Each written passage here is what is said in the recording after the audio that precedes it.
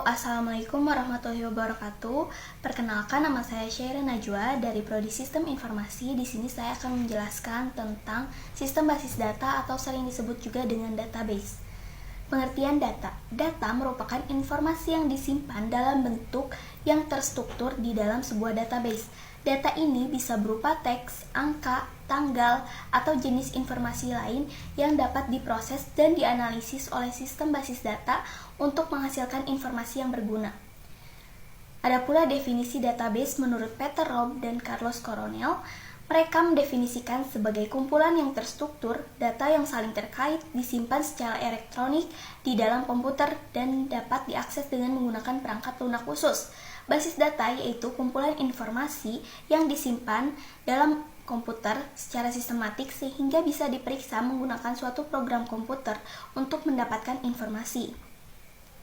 Definisi DBMS. DBMS merupakan Database Management System, yaitu perangkat lunak untuk mengelola basis data yang menyediakan antarmuka pengguna dan basis data gitu, serta alat untuk membuat, mengedit, dan mengelola database.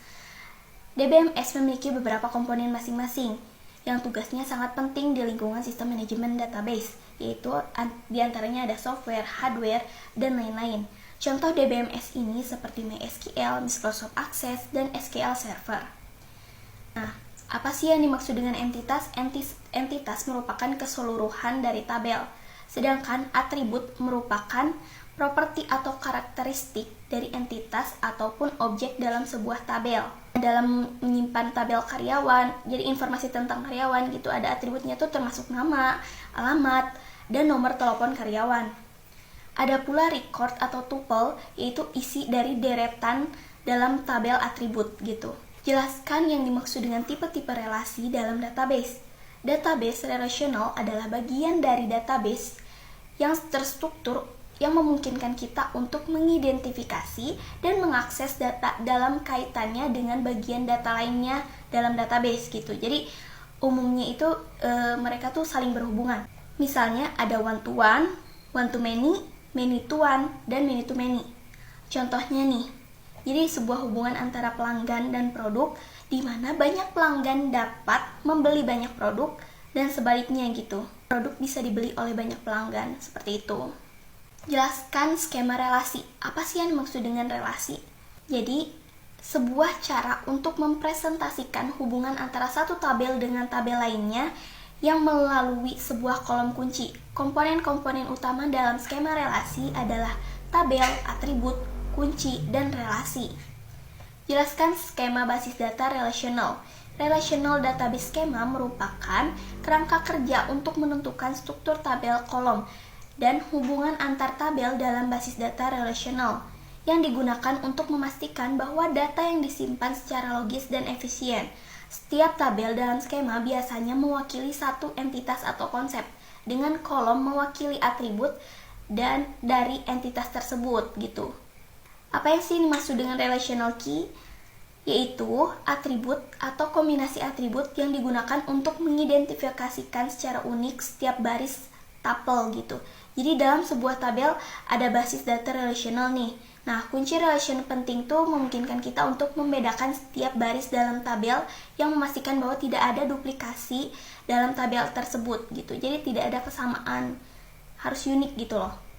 Ada beberapa kunci relational yang umumnya digunakan dalam basis data relational, yaitu ada foreign key, alternate key, dan composite key. Apa sih yang maksud dengan super key? Super key adalah satu jenis atribut kunci yang dimana digunakan ketika sebuah basis data tidak memiliki kunci utama primary key.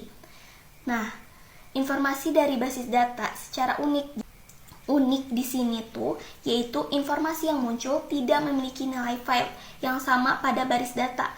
Jadi, contohnya nih, seperti ID pelanggan, nomor telepon. Dalam contoh ini, kombinasi ID pelanggan nomor telepon adalah super key karena memberikan identifikasi yang unik setiap pelanggan. Jadi berbeda-beda, tidak ada kesamaan terhadap kodenya gitu. Jadi harus unik. Candidate key. Candidate key merupakan salah satu atau lebih dari atribut yang dapat digunakan sebagai kunci utama primary key untuk tabel. Nah, setiap candidate key harus memenuhi dua syarat utama, yaitu unik.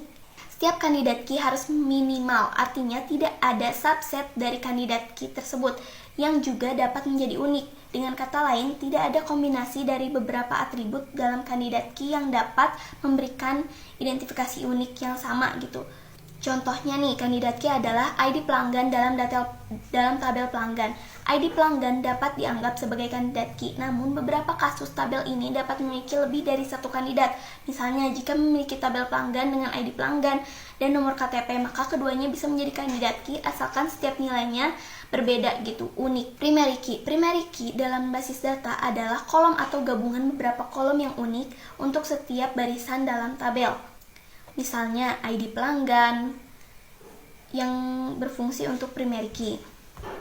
Alternate key merupakan kunci alternatif atau atribut kombinasi dari atribut yang digunakan sebagai primary key. Jika primary key utama tidak tersedia atau tidak sesuai dengan kebutuhan aplikasi, jadi jika primary key ID pelanggan tidak tersedia, kita menggunakan email atau alternatif key lainnya.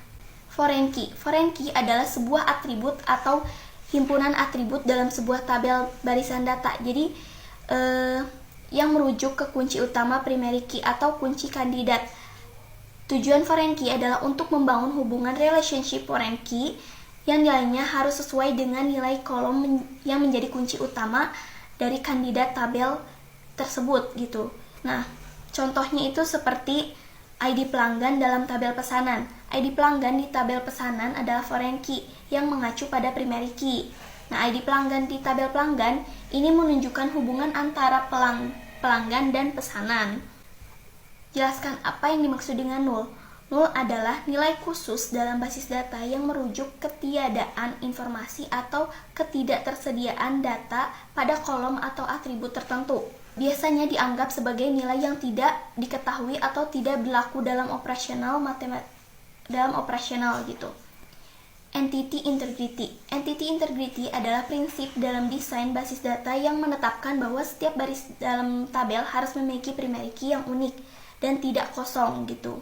Jadi prinsip ini tuh untuk menghindari duplikasi baris. Ada pula referential integrity. Referential integrity merupakan prinsip dalam basis data yang memastikan bahwa setiap nilai dalam kunci asing atau foreign key mengacu pada nilai yang valid pada kunci utama primary key. Jadi untuk memastikan bahwa tabel-tabel terjaga dengan baik gitu.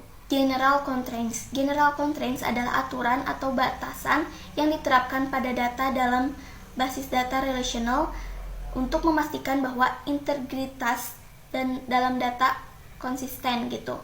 Ada beberapa contoh general constraints meliputi not null, unique, check, default, dan foreign key. Not null di sini untuk memastikan bahwa kolom atribut tidak boleh memiliki nilai null. Memastikan bahwa setiap baris dalam tabel memiliki nilai untuk atribut tersebut. Unique adalah menetapkan bahwa setiap nilai dalam kolom atribut harus unik atau di antara semua baris dalam tabel, dengan kata lain tidak boleh sama gitu. Check constraints yaitu untuk memeriksa apakah nilai dalam kolom atau atribut memenuhi kriteria tertentu atau kondisi yang logis, misalnya nih, untuk membatasi rentang nilai numerik, memeriksa format tanggal, atau memverifikasi nilai data daftar yang diperolehkan. Default constraints yaitu nilai default untuk kolom atau atribut jika tidak ada nilai yang diberikan saat memasukkan data baru gitu. Foreign key constraints mengacu pada aturan referential integrity dengan memastikan bahwa nilai dalam kunci asing foreign key harus sesuai dengan nilai yang valid dalam kunci utama primary key dari tabel yang terkait. Apa yang dimaksud dengan DDL? DDL merupakan Data Definition Language, adalah salah satu jenis bahasa dari sistem basis data yang digunakan untuk mendefinisikan struktur dan skema objek-objek database seperti tabel, indeks, dan tipe data. DDL ini digunakan untuk membuat, mengubah, dan menghapus objek tersebut dalam basis data. DDL berfungsi untuk mengatur berbagai data yang disimpan dan diakses dalam basis data. Beberapa perintah DDL yaitu meliputi create untuk membuat objek baru, alter untuk mengubah struktur objek yang sudah ada, dan drop untuk menghapus objek. Apa yang dimaksud dengan DML? DML adalah Data Manipulation Language, adalah bahasa yang dalam sistem basis data yang digunakan untuk memanipulasi atau mengelola data dalam tabel. Perintah-perintah DML ini digunakan untuk memasukkan, mengubah, menghapus, dan mengambil data dari tabel dalam basis data. Perintah-perintah DML itu meliputi insert, update, delete, dan select. Insert ini digunakan untuk menambahkan data baru ke dalam tabel. Update ini digunakan untuk mengubah data yang sudah ada dalam tabel. Delete digunakan untuk menghapus tabel yang sudah ada gitu. Select digunakan untuk mengambil atau mengquery data dari tabel. Sekian dari presentasi saya. Terima kasih. Assalamualaikum warahmatullahi wabarakatuh.